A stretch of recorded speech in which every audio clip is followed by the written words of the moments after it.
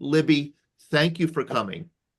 Oh, thank you so much for having me. This is fascinating and also an honor to get to be on here tonight with you guys and just talk to you briefly about some help that I am needing. Okay, so first of all, I want to say that I have a daughter, Libby, who spells her name just like you do without the Y. It's the Libbie. So Nice. you were Elizabeth, right? Correct. Yes. And when you're Elizabeth, you have a lot of different choices. You could be a Betsy, you could be a Beth, you could be what else? I guess that's about. My daughter is Elizabeth, but we call her Ellie. You could be, how about Alexander Hamilton's wife was Eliza? So Eliza, yeah, I've heard that before too. So Yeah. hold it. You have a daughter, Elizabeth, and you call her Ellie. hmm I have a Yeah, daughter. we wanted to make it a little different so that we're not like living. My mom's name is Diane. My sister's name is Diane. That always got confusing. My dad is Ben. My brother's Ben. So we Okay. thought, well, we'll name her Elizabeth, but we'll call her Ellie. And Okay. yeah. Confusing family. Um, so your mother was a Donut Dolly in Vietnam? So yes, that's why I'm here. My mom was a donut dolly in Vietnam, and my dad was a helicopter pilot, and they met at Camp Eagle. And so my whole life, I've I've I've thought this is just an amazing story that they both, they met there, they made it out alive, especially my dad. And they just they have a really neat story. But with my mom being a donut dolly, anytime I've ever said to people, "Oh yeah, my mom and dad met in Vietnam. My mom was a donut dolly with the Red Cross," and they look at you like, like, oh, like she went over there for a short time and Oh yeah. like entertain the troops for a couple weeks, or what are we talking? Like she was a nurse, and you don't have time to really go into all of it, but it's sad that this history isn't really out there and people don't know about the Donut Dollies. So in March of this year, sorry, last year, my dad was chosen for honor flight, and we fought and fought and fought to get my mom on. We could not get her. They would not accept her because donut dollies are still not considered military veterans, which is so sad to me. And so I'm a producer with an ad agency, and I went to my leadership team, and I told them about the donut dollies and my parents, and that they're just these brave, amazing women that were in Vietnam for a year, and no one knows about these 627 women. And so they agreed to let me go ahead and do this passion project, this documentary on the donut dollies. And I see a few faces on here that I've been able to interview. I went to the Arcoa convention this past year, and hi Betsy, and I got to interview 17 of you. And that was amazing. I have just wonderful stories coming out of that. And I'm so excited. We're going to release the documentary for Women's Month, which is March, but it's also, of course, Red Cross Month, and Vietnam Veterans Day is March 29th. And the Virginia War Memorial is I've interviewed a veteran who has he works with the Virginia. I'm in Virginia. He works with the Virginia War Memorial, and they want to do an evening event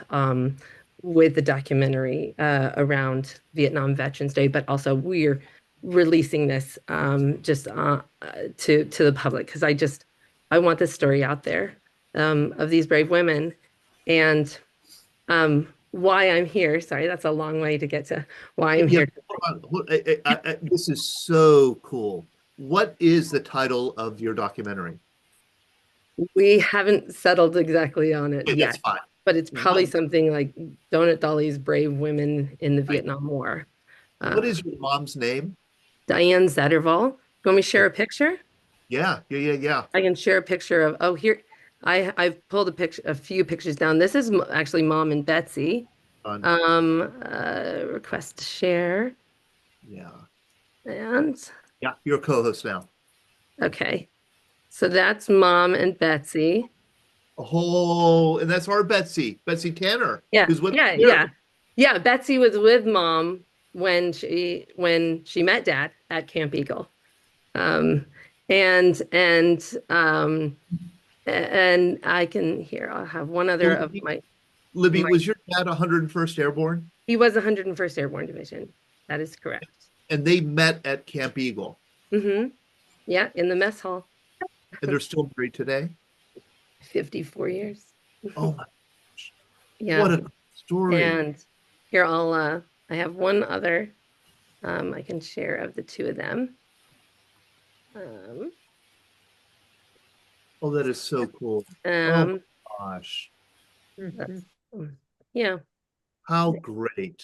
great people, and I really love and respect them, and um, they've just been wonderful examples to me. My mom, I just it's fascinating to me. I feel like her her service mentality has carried through her whole life.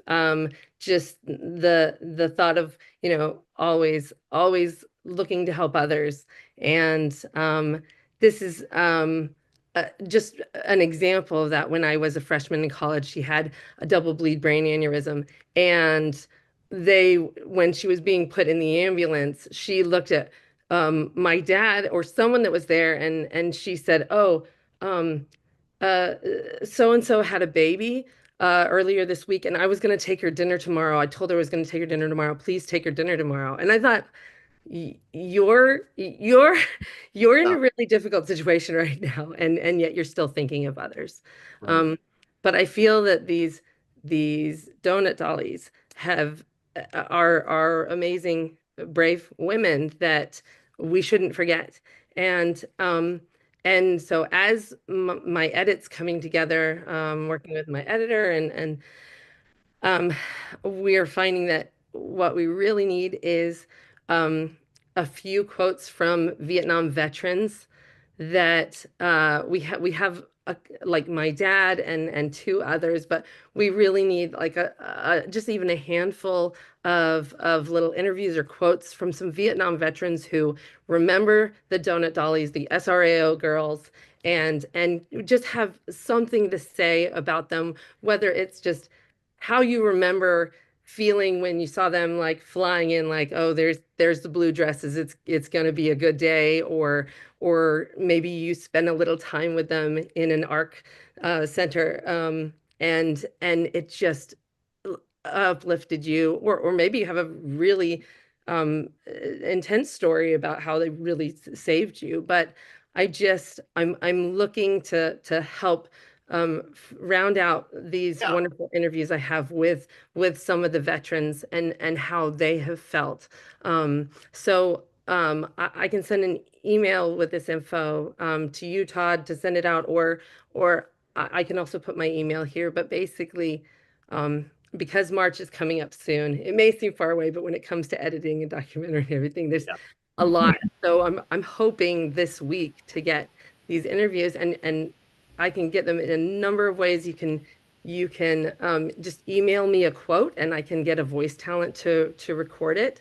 You can have your kids or your grandkids take a video on your cell phone, holding it horizontal, just saying like, "I remember the Donut Dollies. This is what," or the SR, the Red Cross girls. Okay, I'm gonna interrupt you just to say Sorry. you come to the right place. Oh my gosh, do we have veterans who remember the Donut Dollies? Well, I We have quite a few who have wonderful memories.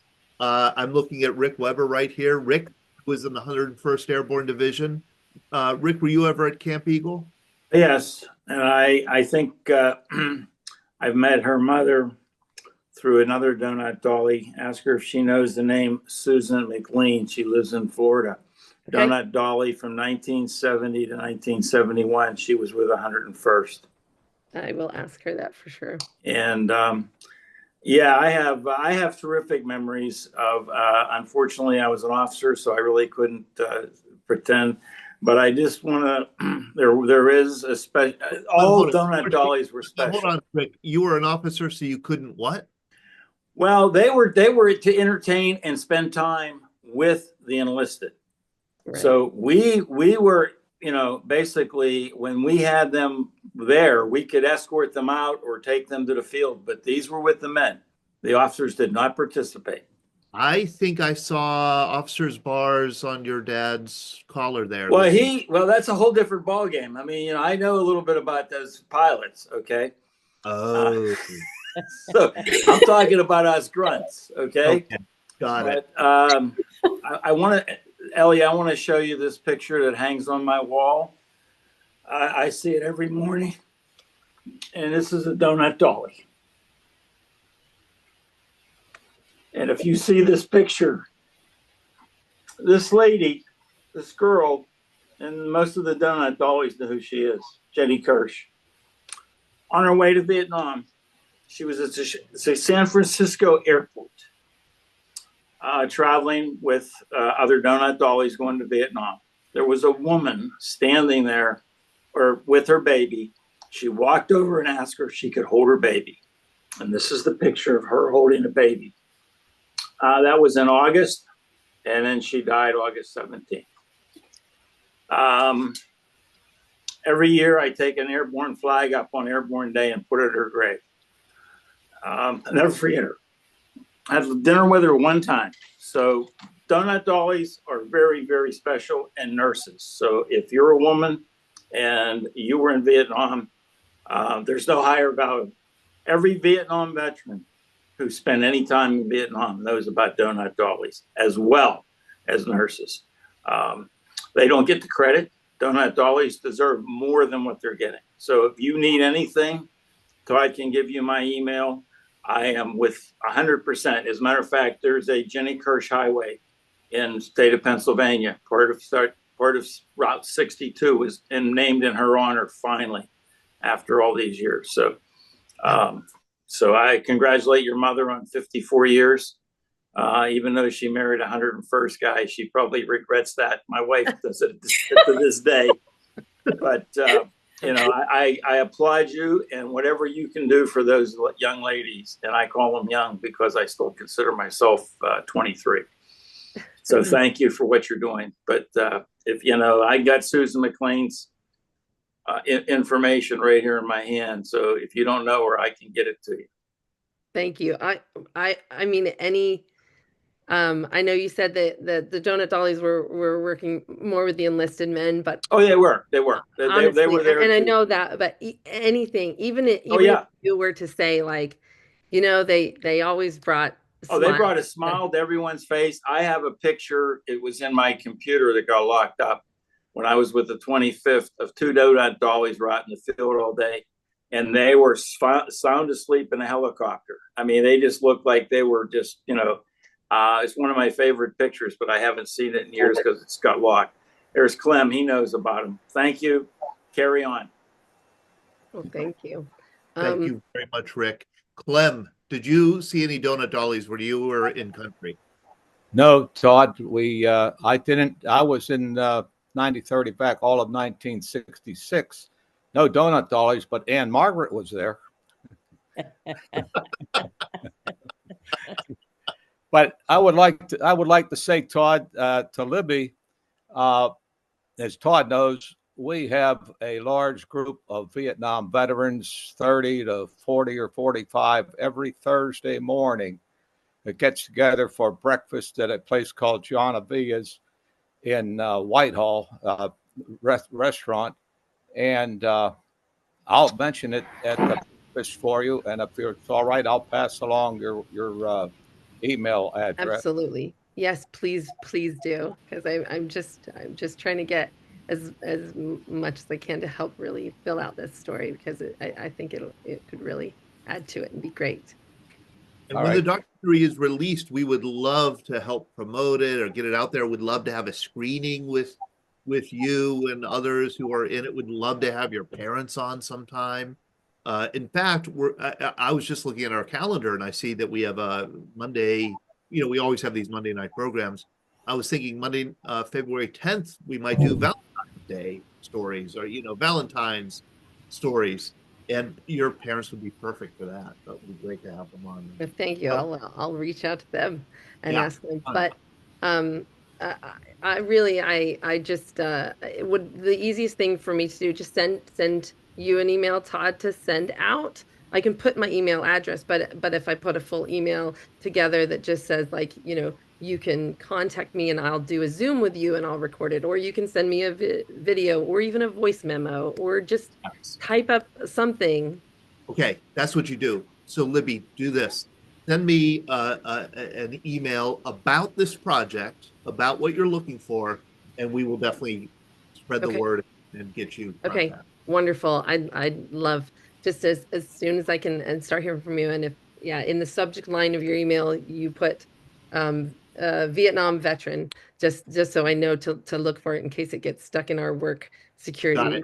it. Then I'll clear it through security. Got it. But that would be wonderful. And thank you so much. Thank you for your Thank time you. tonight. Sean, you have your hand up. Yes, Judy Case. Judy, I unmuted you. Did you want to share a picture or did you have a comment? I had a question for Libby. I wondered when her mom and dad were in Vietnam. They met at Camp Eagle in 69. 69. Yeah, I was married there in in 70. 65. Judy, you were there when? 65. Really? You were a Donut Dolly? First troops were going in, yes. 65. Yeah, that's so early. Peyton, you're raising your hand. Peyton. Yes, Libby, I have a mental image of your mom and the picture you had with both Betsy Tanner and you and the monkey at Camp Eagle, and the picture of your mom and your dad is exactly the image. I think perhaps your mom might have been in my training class.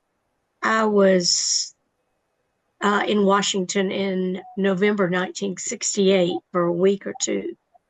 I also served in Quin Yon, and then later in Da Nang. Betsy's holding up her hand. My visual memory of your mom is very vivid, but I swear I can't remember how we intersected. She was lovely, a lovely, lovely person. Oh, I thank you. felt privileged to know her. She Even came briefly. to Camp Eagle in the summer of 1969, I believe in August. So I'm not sure which training class she was in, but I'm not sure she was as early as yours, Peyton. Was she in Da Nang, Libby? I believe she was in Da Nang. And time, exact time for my. Well, Betsy, the big picture in Da Nang, you weren't there, but there's a big picture in Da Nang of all the workers, and we're leaning up against a bus. I think Jenny Close has it. And I think Diane's in that picture. And that would have been somewhere between March of 69 and November of 69 when I left. Mm-hmm. It's very So cool. Yeah. I could try to look that picture up. And if so, it means that we were in Da Nang together. Yeah. That's great. I'm also on the note of interviews from veterans. Any pictures? If any of you Donut Dollies have pictures, I would love more pictures to help. I've got some pictures and even some footage that was sent to me, but I'd love more. Images are great to help fill. So can I have Rosemary Schwobel is on, Libby. You read her book. I know. And she called me. Thank you, Rosemary. Oh, and good. Thanks for sitting. And I was a bit starstruck. Hi, Rosemary. It's really She nice. Hi. worked with Good me to see you. Diane. Yeah. It's great to see you. And I absolutely loved your book and your pictures. And it was lovely to talk to you. I love Rosemary's maiden name. Thunder. Rosemary Thunder. Man, that's an intimidating. And then Renee Johnson also. Yeah. And Yeah. Renee, actually, you interviewed with us. Yeah. How about Sam Christie? Have you talked to Sam Christie? Libby? No? Oh my gosh. It was everyone we interviewed it was just during the Arcoa convention, and as many as we could get in No, short stop time. the presses. If you don't have Sam Christie, you do not have the Donut Dolly story. How are you, Sam? So I was early, well, not quite 65. I was 67. So that's another whole story. And yes, I would love to talk to you. I would love to talk to you. Please respond to my email when the email goes out. Oh, you're going to get a couple things from me because I've got some goodies for you. That would be wonderful. You had no Thank idea you. what you're getting into here. All right, Joe Griffiths. Yeah, real fast. Libby, thank you for all this information. Number one, your mom is as much a Vietnam veteran as any Vietnam veteran that I know. They are Vietnam veterans. They didn't get That's boots. how I They feel. didn't get helmets. They didn't get weapons. All they did was put that pretty smart, and they were all beautiful women. But we need to get you, and Todd can get you right, get you in touch with Richard Sands, who's writing a book on the Donut Dollies, and Congresswoman Mikey Sherrill. We're working with her to get a congressional gold medal for the Donut Dollies. So if you get my number off of Todd, we'll give you all these contacts, and just give your mom a hug, because your mom is not a donut dolly. Your mom's a Vietnam veteran. That's how I feel. I just want everybody else to feel that way too. All right, all right. I'm going to ask, oh, here we go. Larry Woods. Yeah, I just wanted to mention that last year at the Vietnam commemoration on March 29th at the History Center, Todd hosted it. We had, I think, 300 veterans, and there's always the pinning ceremony. And when we laid out all the pins, as we were setting them out, Todd asked a question and says, should we include Donut Dollies? Because officially they shouldn't get the commemoration pin. And I told him if he didn't, we'd all walk out. So during the ceremony, all the Donut Dollies that were present were given a pin the same as all the Vietnam veterans, because as the other vets said, we feel that they're veterans the same as any other veteran that served in country. Thank you. That's awesome. Thank you, Larry. All right, Libby, I have an opinion about the name Donut Dollies. I think it's demeaning. I think it's sexist and demeaning. And I get a lot of hate for that opinion. Because Donut Dollies tend to like the name. It's the name that is used. It's the name. Some do and some don't. I have found I always knew them as Donut Dollies because that's what my parents had said. Oh, I was a donut, like mom said, I was a donut dolly in Vietnam because of the nickname given to them by the men. But I know some of them, it's like, nope, SRAO, American Red Cross girl. We were Okay. and so yeah, I know there's differing opinions on it. And I know they didn't serve a single donut in Vietnam. Actually, I found one of the Donut Dollies we interviewed did serve donuts because she arrived and they were someone was cooking them and they're like, oh, Donut Dolly's here. Let's get her to serve them. But that was the only case of donuts being served. And I know it's a nickname. It's to me, it's always just been a sweet thing just because of knowing it from my mom and dad being like, yes, okay. I did not mean to stir up this. Oh, it's okay. Don't stir up a can of worms. You whatever. All right, Peyton. And Renee Johnson also has her hand up. Well, we have dissension in our ranks about the efficacy of Donut Dolly. It is really more World War II because they were serving coffee and donuts and the weather was very different. But some of the girls, women, ladies, resented the fact of Kool-Aid cuties because we served Kool-Aid and cookies in 100-degree Vietnam. And actually at the Red Cross Center in Da Nang, we did have donuts that the mess provided. I can't remember the basis, but we did. We weren't necessarily known for the donuts, but we did serve them. We didn't make them. World War II, they made them. The women made them. So anyway, I want to thank all of you that have made comments about our service. When I went home, nobody would even ask me questions, not even in my own family. So it's been my father served in the Battle of the Bulge, and he was traumatized. And I guess I was traumatized because people thought I was invisible or ignored it or downplayed it. So I'm relieved that before I die, there's some recognition about, yes, we serve. And the gals in the helicopter, after a 12-hour day in 100-degree heat, traveling all over, oh, you bet. We could sleep through anything. Renee. Well, I was going to comment earlier. I was actually in Diane's training class in April of '69, Okay, and I do then remember her wasn't. very well from that. So, I wasn't. as well as the photos that prove it. But the women in World War II were probably the toughest, bravest women I know of, and I always considered it kind of an honor to be called Donut Dollies after them. Yeah, but that's a personal opinion. I just, it's an honorific, and that's all I could say. I appreciate all the comments here tonight, but somehow I don't know if we deserve everything that's remembered about us. But it was just such an honor to be able to be among that group of women, to be able to serve the men who were over there in a tough situation. It was, you didn't have to support the war, but we did have to support the men, and I was so glad to be able to do that. Janet had her hand up as well.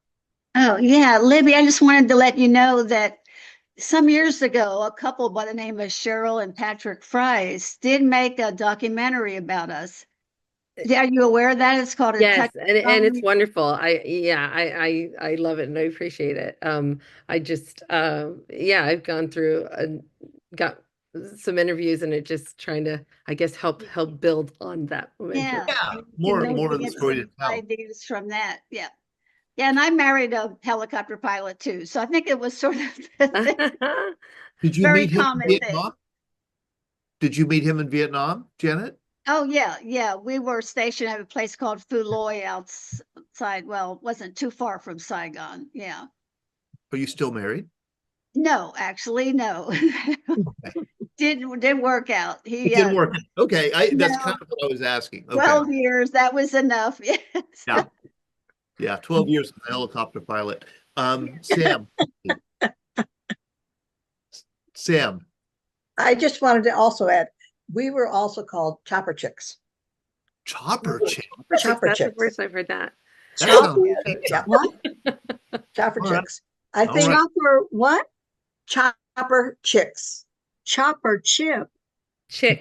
Chicks. Chick. Chopper Oh. chick. Oh, Chicks. that's the worst. Well, I think the evolution of the Donut Dolly came in as the years went by because older members were coming back in, but when we started out, we were, it's hard to say supplemental recreational activities overseas, so a lot of them, because we were riding in choppers, they called us the chopper chicks.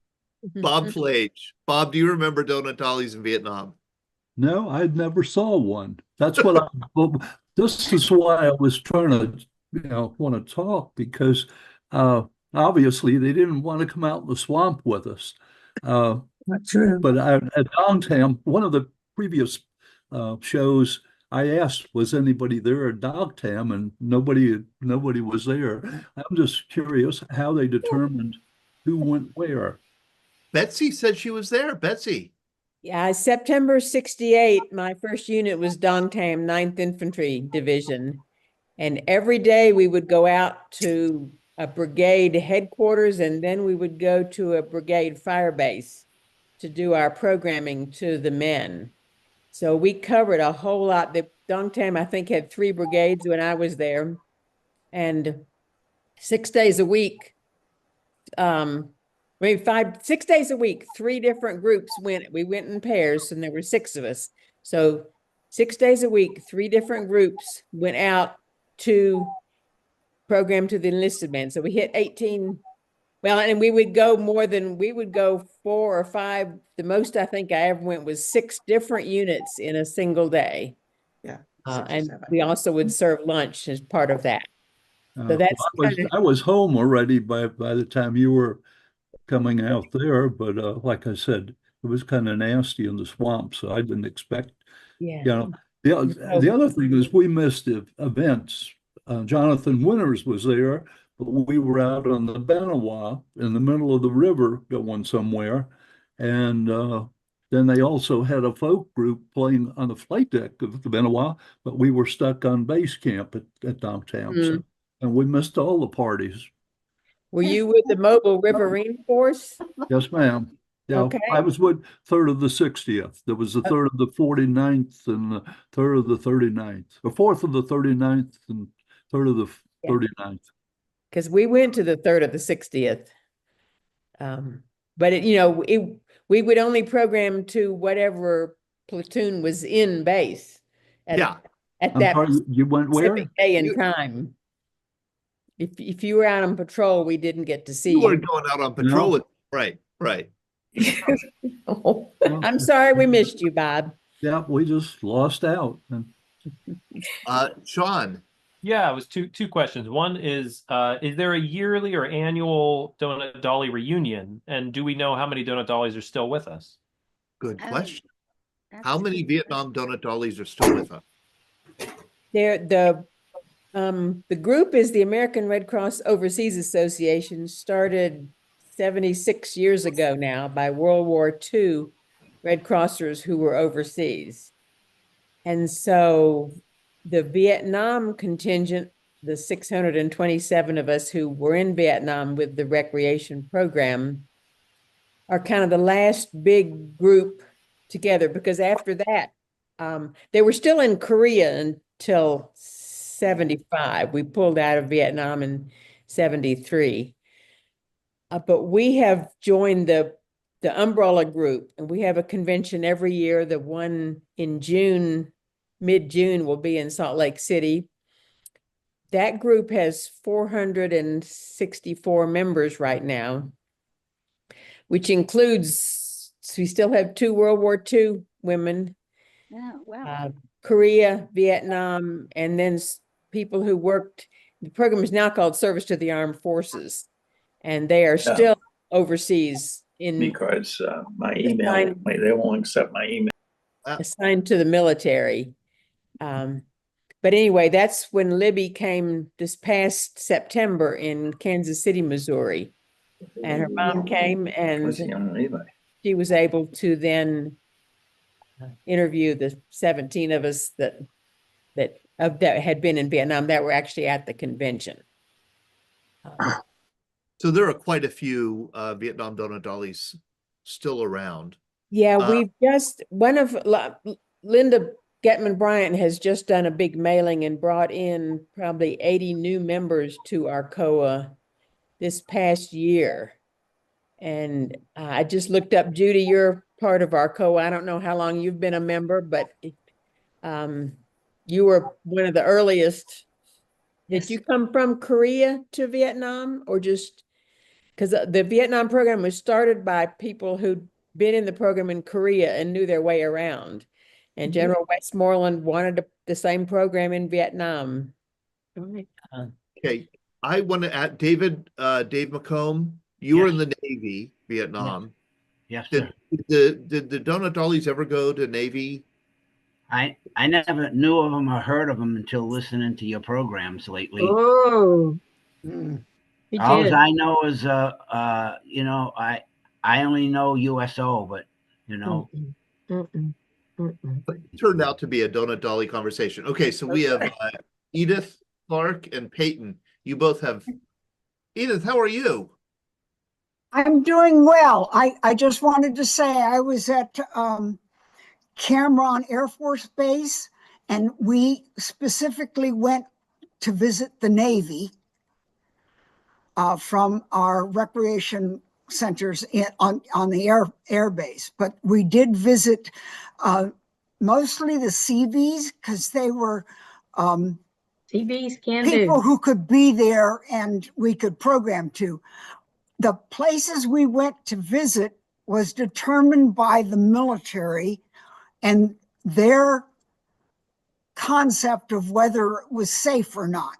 Right. They didn't want to lose a Donut Dolly on their watch. No, they didn't. Right.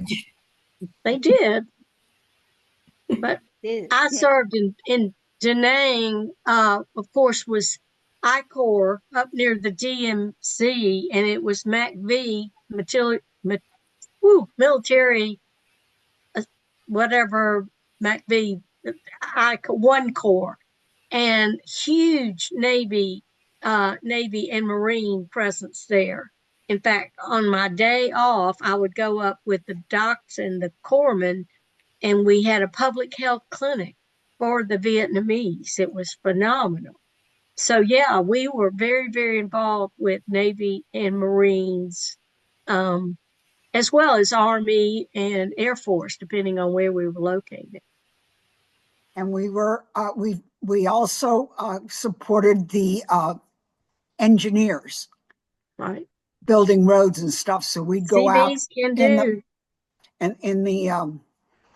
in the mud, the 3 foot deep mud, and program to them or talk to them or whatever. I'll say we have Barbara Lawson on also. She was a Donut Dolly. She went over with Ginny Kirsch. Okay, Rosemary. I just wanted to say that we also visited the hospital ships Repose and Sanctuary. And leprosarium and orphanages in Queen Island. And one day, Betsy and I went out to the Ashaw Valley, which was very, very unusual. Yeah. What stories. It's stunning. Here we have on this program, here on the Zoom tonight, what, 7 or 8 Red Cross volunteers who served in Vietnam? Just really amazing. Thank you all for coming. 7 or 8 or 9 for joining us and talking, sharing a little bit of your story here. One Libby. interesting thing was we went out, we were taken out by a helicopter and landed it to a hilltop, whatever they were, and fire base. Oh, the fire well, base. it was sort of a fire base. As it turned out, when I got hold of a map, they were both in Cambodia. Oh gosh, you're kidding me. No. So I flew in and programmed in Cambodia. Oh my gosh. I gotta say, okay, Ginny Kirsch died in Vietnam. It's stunning to me that there weren't more Donut Dollies killed in Vietnam. I know. I mean, just, taking a Huey helicopter ride anywhere in Vietnam was hazardous. I love Hueys. I did too. I'm flying one again.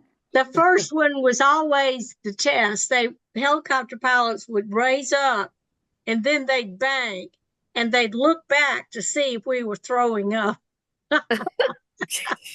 Because most people have never ridden in the helicopter, much less an open door helicopter with only the gunner there to protect us.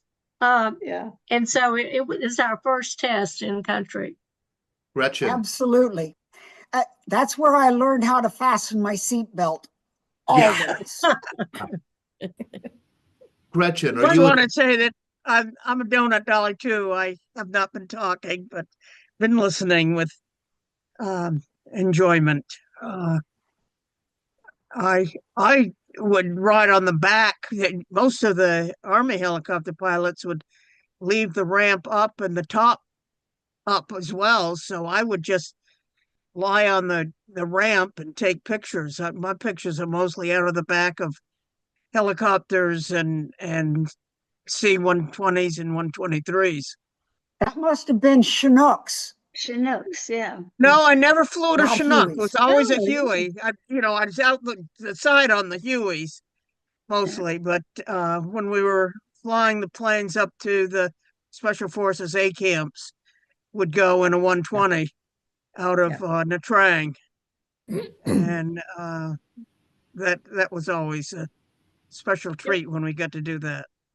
There were also helicopter Pedros Air Force in Quinyon, out of quinine, and they were much lighter and smaller and had the double.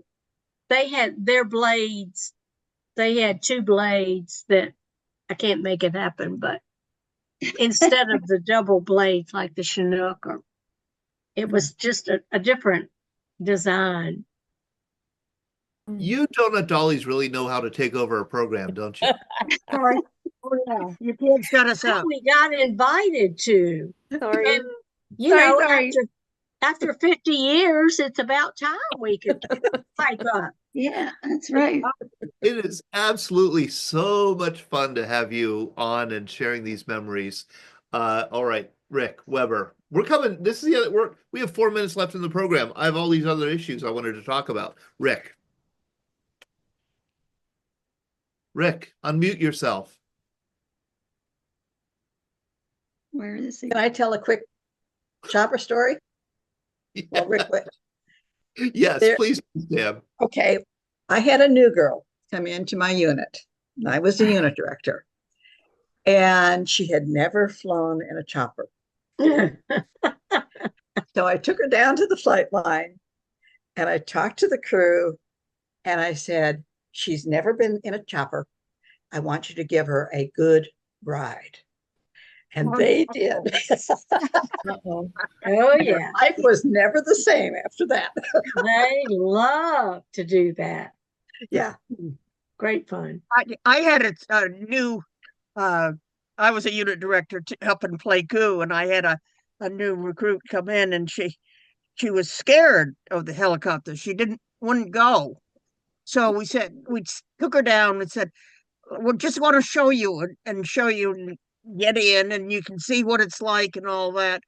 And of course, then the pilots took off once we got her in the helicopter. She loved it. From then on, she wanted to go to helicopter all the time. Rick. Can we get Yes. Can we get Libby's email? Because I have a photo that I want to send her.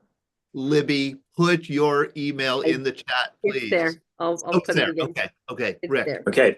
So I wanted to thank these ladies. If the people watching this, if they've never been out with a Donut Dolly and they love that term, these are personalities that made these kids, and I'm talking kids, so happy. Yes. Morale was the lowest point in Vietnam, and this was the bright, shiny, and any kid, anytime their Donut Dollies left, they were talking for weeks about these girls. And exactly that. you can see these personalities. There is only one correction, Todd, and it's sad, but you mentioned about Jenny. Jenny was killed in Vietnam. She was murdered in Vietnam. There's a big difference. There is a huge difference. And unfortunately, it was by one of our own guys. And it is the saddest part of me being in Vietnam to this day. It tears me apart. However, just seeing these women, they were the hit of the whole thing. These were the USO shows that came out on helicopters. And these kids would talk, and these were ladies older than them because these were college graduates. And they were so excited because they'd say, oh, they made us play games, and they did stuff. And it was not anything what people would think today. Oh, these girls come out and they were showed. No. They had their agendas. They made them laugh. The kids forgot about where they were. And that was the morale booster because there was nothing else. As far as USO shows, very few people, only in the rear. These girls got on helicopters and came out. If you went in the A Shaw Valley, you had to be nuts. Because I walked through the shadow of death in the A Shaw Valley. You don't want to go there. But what I'm saying is you girls don't get nearly enough credit. And I know there was lady nurses there, but we didn't want to see nurses because that meant we were wounded. So you are our girls. You will always be special. Every Vietnam vet that met a Donut Dolly appreciates you. And I will say that to the bottom of my heart. So thank you. Thank you. Rick, please email me and I will send you. I'll email you because we'll get on the Zoom I'm link. going to send you names, and yes, it's an honor. It's an honor, ladies. That would be Um, wonderful. Thank you. And to all the men who were in Vietnam, you will always be our boys. I Bye, know. guys. Yes. See, Bye, look at the guys. smiles. These ladies are terrific. We love you. My best times these days, they're finding men with hats on that say Vietnam Mm. and welcoming them home. It's a special privilege. Yep. And unfortunately, that's why you don't get recognized enough. Well, look Yeah. at Peyton. What are you wearing? I'm wearing a camo hat that has dust off my Mag 16 medical group trained to save lives. It's called Dust Off. And I have my medal. We received medals, civilian medals, and that's the civilian medal bar and the Red Cross. And I want to put a word in for all of the ladies to contact StoryCorps and give your story, because these are archived in, I think, the National Archives of the Library of Congress or something. And they are really keen on hearing our stories. It's very professional, and that's all I'll say. I felt honored to serve my country. There was nobody in my family of age to serve, and so I felt like I was serving for my family in my country. What And did your parents think, Peyton, when you went off to Vietnam? well, my uncle had me investigated by the FBI. I think he thought I was some kind of subterfuge. I thought it was ridiculous myself. But obviously, Oh man, you guys And are my father said, "We wish you wouldn't go, Yeah. but we're very proud of you for going." my grandmother wrote me every day for 365 days, every day. Oh, how terrific. Yeah. And Gretchen, I think that's a perfect response of a parent. I wish you wouldn't do this, but we're proud of you for doing it. The last time I went down to pick him up, Dad would come home for lunch, and I went down to get him. And he was a little late coming out, but every single one of his friends, he was a manager of a wire mill, and his friends would come over to the car. They saw me in the car, and they thanked me for going. That alone was worth going. Yeah. And then when I was there, I went out to an island where the Seabees were working in Nha Trang Bay, and there was a spool of his wire that was only made at his plant. It was a special time. Oh, great. Thank you all. Libby, thank you for starting this great conversation. Thank you.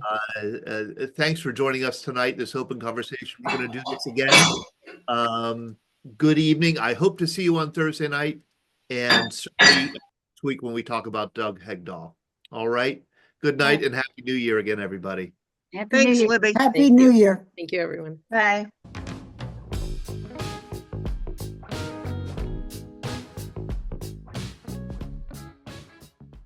Thank you for watching this episode of The Scuttlebutt. I'd like to take a moment to thank our sponsor, Tobacco-Free Adagio Health. Tobacco-Free Adagio Health has been supporting the podcast for quite some time now. We've been so pleased to be supported by them. They are dedicated to reducing and preventing tobacco use and getting the word out about the hazards of smoking and secondhand smoke. They're all about health, so they want people to quit.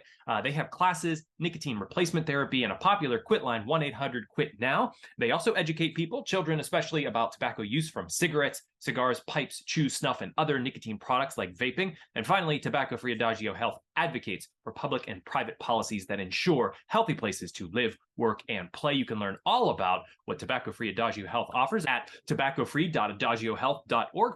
Or you can check out the 2 Scuttlebutt episodes that featured Tobacco-Free Adagio Health. We had a wonderful representative come on to the podcast, talk to us about all the classes and therapies that they offer. It was two wonderful conversations, so I definitely direct you to both of those if you want more information, or just call their free quit line, 1-800-QUIT-NOW. Thank you again, Tobacco-Free Adagio Health, for your support. We're grateful for the support of UPMC for Life, a UPMC healthcare Medicare program. At UPMC Health Plan, their goal is to improve the health of their members. They can also help you make sense of Medicare, get the answers and information you need, such as how to choose the Medicare Advantage plan that's right for you. UPMC for Life offers a wide range of affordable Medicare Advantage plans, and you military veterans can save money and get more benefits with your Medicare plans. UPMC for Life has plans designed for veterans by veterans. The type of coverage you have from your service may help you decide which plan will be a good fit. If you have TRICARE for Life, UPMC for Life PPO Salute may be a good fit for you. You can view plan options, including their prescription drug coverage, compare costs, and learn about all the benefits you get when you choose UPMC for Life by going to upmchealthplan.com/Medicare. Thank you so much, UPMC for Life, for sponsoring the Scuttlebutt.